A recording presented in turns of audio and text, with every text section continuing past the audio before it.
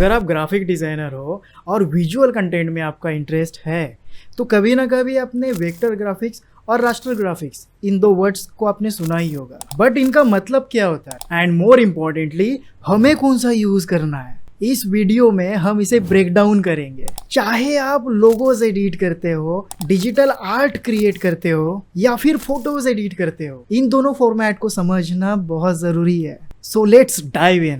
सबसे पहले raster graphics को समझते हैं। ये पिक्सेल्स के कॉम्बिनेशन से बनती है।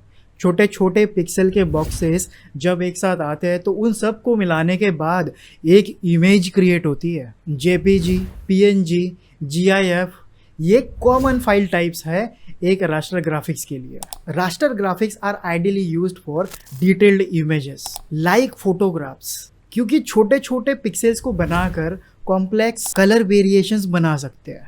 लेकिन यहाँ पर एक कैच है, जब रास्टर इमेज को आप हद से ज़्यादा जूम कर देते हो तो उसमें आपको पिक्सेल्स दिखने लग जाते हैं और इमेज की क्लैरिटी एंड शार्पनेस दोनों भी कम होने लग जाती है। तो चलो एक एग्जांपल के थ्रू बताता हूँ। आप अपने गर्लफ्रेंड या फिर बॉयफ्रेंड की इमेज हद से ज़्यादा जूम कर देते हो तो उसमें आपको एक पिक्सेल्स दिखने लग जाते हैं, राइट? तो ये एक नेचर है रास्टर ग्राफिक्स का। सो रास्टर ग्राफिक्स को यूज़ कब करना है? जब भी आपको डिटेल्ड एंड कॉम्प्लेक्स इमेजेस के साथ वर्क करना हो तब आप रास्टर ग्राफिक्स का यूज़ कर सकते हैं। स्पेशली उन इमेजेस में जिनमें ग्रेडियंट्स एंड शेडिंग होती है, जैसे रियल वर्ल्ड इमेजेस हो गए जो हम लोग कैप्चर करते हैं नॉर्मली। उसमें कलर्स एंड ग्रेडियंट्स की डिटेलिंग है, बारीकियाँ है। बट रिमेंबर, रास्टर ग्राफिक्स को जैसे मैंने बोला ज़्यादा जूम करोगे तो पिक्सेल्स तो दिखेंगे, उसका नेचर है। अब वेक्टर ग्राफिक्स को समझते हैं। वेक्टर ग्राफिक्स रास्टर ग्राफिक्स के जैसे पिक्सेल्स के नहीं बने होते हैं। वो मैथमेटिकल कैलकुलेशन, शेप्स, लाइंस, इन पर डिफाइंड होते हैं और उनके अंदर कलर फिल होते हैं। इसका मतलब ये है कि वेक्टर ग्राफिक्स को आप जितना मर्जी जूम कर लीजिए उसमें पिक्सेल्स ही नहीं दिखेंगे। They never lose quality no matter how much you zoom it.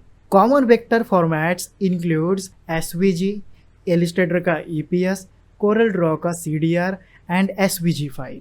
तो वेक्टर ग्राफिक्स का भी एग्जांपल देख ही लेते हैं। जैसे कि आप कोई लोगो डिज़ाइन कर रहे हो जो कि किसी विजिटिंग कार्ड पे जाने वाला है, जो कि बहुत स्मॉल साइज़ की होती है, और फिर किसी बिलबोर्ड पे लगने वाला है जो कि बहुत बड़े साइज़ पे लगने वाली है। तो ऐसी केस में जहाँ पे स्केलेबिलिटी मैटर करती है वहाँ पे वेक्टर ग्राफिक्स ही एक की है। क्लियर? आई होप क्लियर हो गया होगा। रुको, बट वेक्टर सिर्फ लोगोस बनाने के लिए यूज़ नहीं होता, ये इलस्ट्रेशंस बनाने के लिए, फॉन्ट्स एंड पैटर्न्स बनाने के लिए भी यूज़ होता है। हाँ, रास्टर ग्राफिक्स जैसे रियलिस्टिक देता है, मीन्स रियलिस्टिक डिटेल्स, वैसे वेक्टर ग्राफिक्स तो नहीं दे पाएगा, बट फिर भी वेक्टर ग्राफिक्स की फ्लेक्सिबिलिटी अनमैचेबल है। चलिए अब इन्हें साइड बाई साइड रख के कंपेयर करके देखते हैं। रास्टर ग्राफिक्स जो कि पिक्सेल बेस्ड स्ट्रक्चर का यूज करता है, जो कि परफेक्ट है डिटेल्ड इमेजेस के लिए लाइक फोटोग्राफ्स। बट याद रखना ये रिजोल्यूशन डिपेंडेंट रहता है, मीन्स इसकी क्वालिटी लूज होगी जब ये रिसाइज होगा। On the other hand vector graphics जो है वो रिजोल्यूशन इंडिपेंडेंट होता है, जो कि परफेक्ट होता है डिजाइन्स को क्रिएट करने के लिए, जिसे आप जितना चाहो उतना स्केल कर सकते हो, पर रियलिस्टिक डिटेल आपको नहीं मिलेगी जो कि रास्टर ग्राफिक्स में मिलती है। चलो इस पे भी एग्जाम्पल समझा देता हूँ। इमेजिन करिए एक वेबसाइट बन रही है, जिस वेबसाइट के लिए एक बैनर बनाना है। अगर वो वेबसाइट पूरी की पूरी ग्राफिक्स के ऊपर बनाई गई है जो कि रास्टर ग्राफिक्स है, तो वहाँ पे बीच में वेक्टर ग्राफिक्स ऐड करके मज़ा नहीं आएगा। तो वहाँ पर डिटेल फोटोग्राफिक इमेजेस की ज़रूरत है, तो वहाँ पे आप रास्टर ग्राफिक्स का यूज़ कर लोगे। बट इसके opposite illustrations, logos and patterns चाहिए, कुछ यूनिक डिज़ाइन चाहिए, तो आपको वेक्टर ग्राफिक्स का यूज़ करना पड़ेगा। इन बातों को समझ जाओगे तो आपको अपने प्रोजेक्ट में कहाँ पर कौन से टाइप का फॉर्मेट यूज़ करना है ये डिसाइड करने में प्रॉब्लम नहीं हो। चलो हमने इन्हें 1 by 1 कंपेयर तो कर दिया, तो अभी और अच्छे से समझते हैं कि इन्हें इफेक्टिवली कहाँ और कब यूज़ करना है। तो चलो आप मुझे कमेंट में बताओ कि रास्टर ग्राफिक्स और वेक्टर ग्राफिक्स को आप कहाँ पे यूज़ करोगे। चलो एक प्रैक्टिकल एग्जाम्पल के बेस पे डिस्कस करते हैं। इमेजिन करिए आपको एक ऐसा प्रोजेक्ट मिला है जो डिफरेंट साइजेस में प्रिंट होने वाला है, ठीक है, like logo, vector and typography. तो वहाँ पे क्या यूज़ करेंगे आप? वहाँ पे यूज़ करेंगे आप वेक्टर ग्राफिक्स।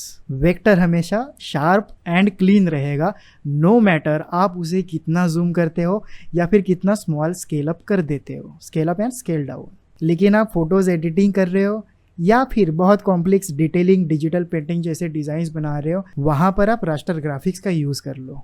हमेशा याद रखना, सही काम के लिए सही टूल यूज़ करोगे तो आपका काम आसान हो जाएगा। और अगर आप श्योर नहीं हो कि क्या करें, तो आपके वर्क का फाइनल आउटपुट या फिर वो वर्क कहाँ पे यूज़ होने वाला है उसके बारे में जानकारी निकालो। क्या वो रिसाइज होने वाला है या रिसाइज नहीं होने वाला है? क्या उसमें ज़्यादा डिटेलिंग की ज़रूरत है या स्केलेबिलिटी की ज़रूरत है? ऐसे क्वेश्चन से ही आपको आपका आंसर मिल जाएगा। वैसे तो दोनों ग्राफिक्स भी अपनी जगह पे सही है, दोनों के भी स्ट्रेंथ्स है, दोनों के भी वीकनेसेस है। फोटोशॉप की पूरी डिटेल सीरीज चल रही है बेसिक लेवल से एक्सपर्ट लेवल तक। स्क्रीन पर ये जो वीडियो आपको दिख रही है इन्हें भी देख लो। आपकी मर्जी, अगर फोटोशॉप में एक्सपर्टाइज करना चाहते हो तो सब्सक्राइब कर सकते हो, मैं नहीं रोकूंगा।